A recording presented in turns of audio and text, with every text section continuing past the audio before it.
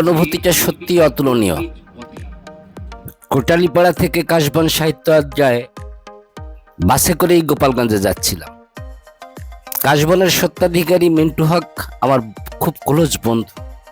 লোকটা রেগে গিয়ে কথা বলে, কিন্তু এত বড় একটা কর্মযজ্ঞ এটা চালিয়ে যাওয়া সত্যি কঠিন।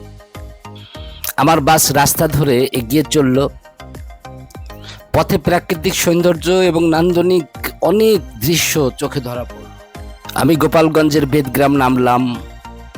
পাশেই ব্যাটালিয়ন ফোর্সের ক্যাম্প। তারপরে বিশ্ব রোডের ওপাশেই আমার গোপালগঞ্জ, প্রিয় গোপালগঞ্জ।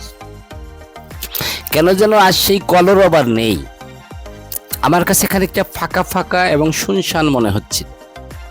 যাক, আমি আমার গন্তব্যে লঞ্চঘাটের রাস্তা ধরে এগিয়ে গেলাম। সামনেই স্টেডিয়াম, পাশেই আমার আড্ডাস্থল। আমি আড্ডাস্থলে পৌঁছে যেতে মিন্টু ভাই এগিয়ে এলেন।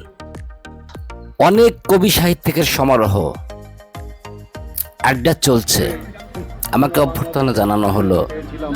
কবিতা আবৃত্তি চলছে, বিভিন্ন জনের কবিতা আবৃত্তি চলছে, গান চলছে।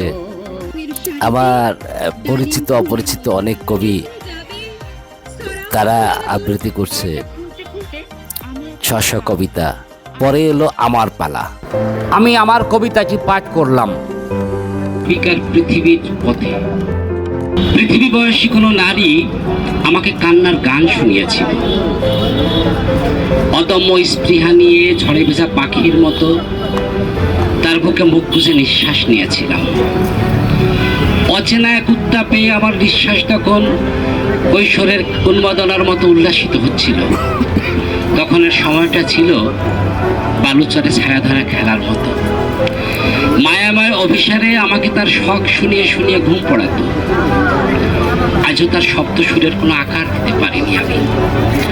তবুও আমার অভাবী নিঃশ্বাস সেসব ভেবে ভেবে আমাকে বাঁচিয়ে রাখে।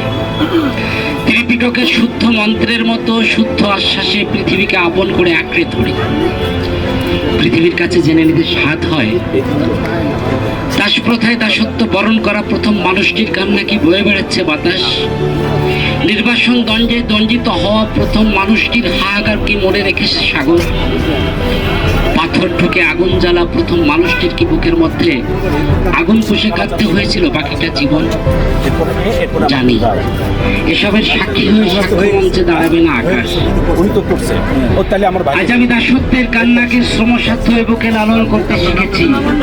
নির্বাসনের দণ্ডকে মেনে নিয়েই শেষবারের মতো প্রিয়ার আঁচলে মুছে নিয়েছি চোখ। আমি আজ আদিম হৃদয়ে ঠুকে ঠুকে আগুন জ্বেলে পড়তে শিখেছি। জন্ম থেকেই আমার বুকের মধ্যে কান্নার শব্দ সুরের প্রবল আকর্ষণ জমা রয়েছে।